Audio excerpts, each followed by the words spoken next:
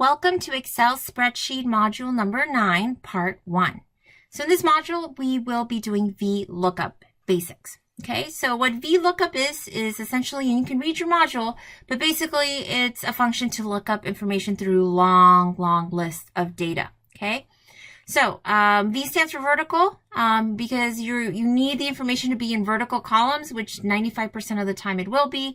There is also H lookup, which is for horizontal. But you much more likely will use VLOOKUP than horizontal. So that's what we're doing in this module. Now you're going to be working with your first spreadsheet that looks like this. And as you can see, the prompts that I have you, we're going to be creating a tiny little table right next to it so we can input our function and we can show you how it works. So you're going to create a table that says name and salary, and we want to look up salary information for a Nate Harris. Okay, so what happens is, this is what your spreadsheet looks like, and you're prompted to put a little table and put name and put salary. And you're instructed to put it in bold. And we want cell borders. And you want a thick border around the perimeter. And we want to widen the F column just a little bit. And as you can see on the Word, if you read your Word module, you're going to be inputting the actual function in cell F3.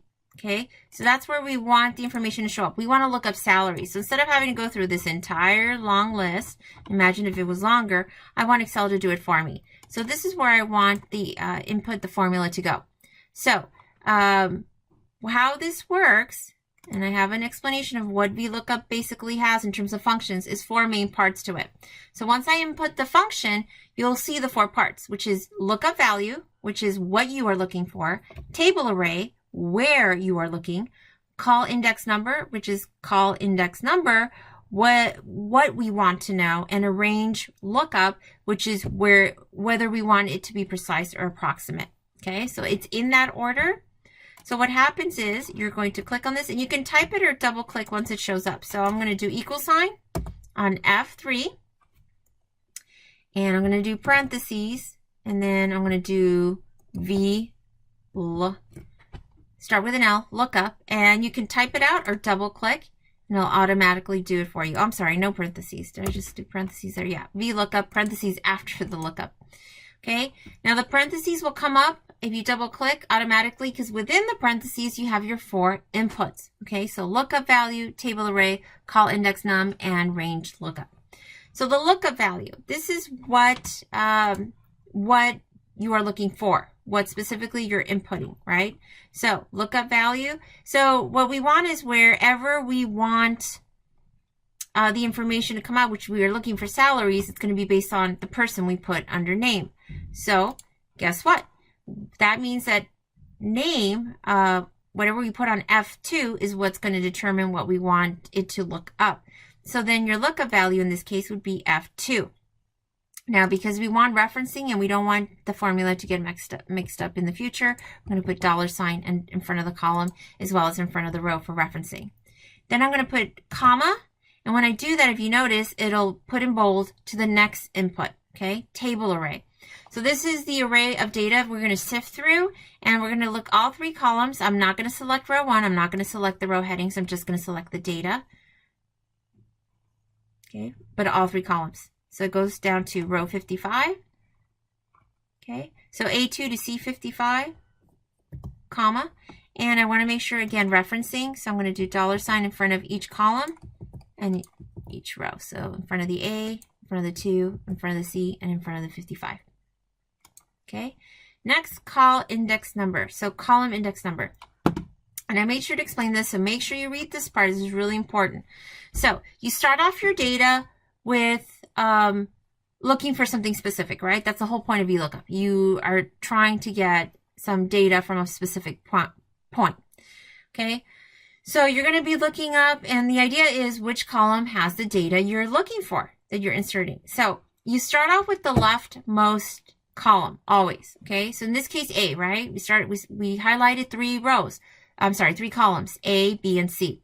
So what VLOOKUP does is it starts from the leftmost column, in this case A, and it works its way to the right. So that's how you count. So column A is 1, column B is 2, and column C, salary, is 3.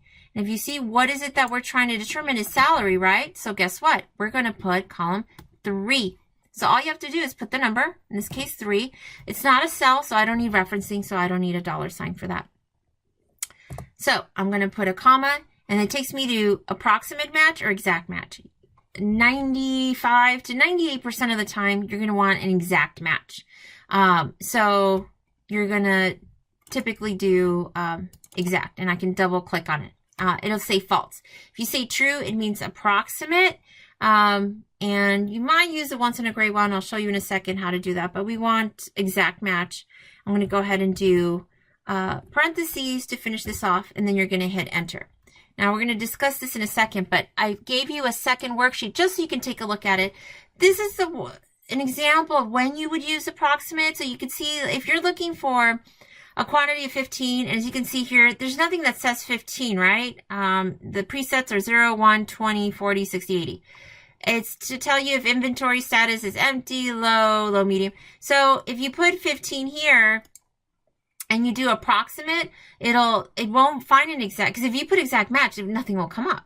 But if you put approximate, then it'll tell you very low, right? Because 15 is under 20, which is already low. So 15 would be considered very low. See that? So this is an example of when you would use approximate. Other than that, you use exact. So this is just for you to reference. You can delete this actually.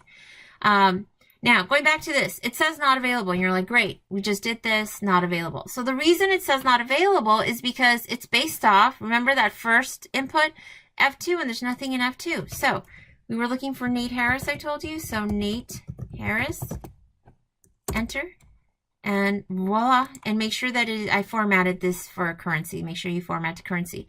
But the reason it wasn't giving me the information because there was nothing written on there. But as soon as I put his name, I see his salary. If I wanted to say Apple Lynn,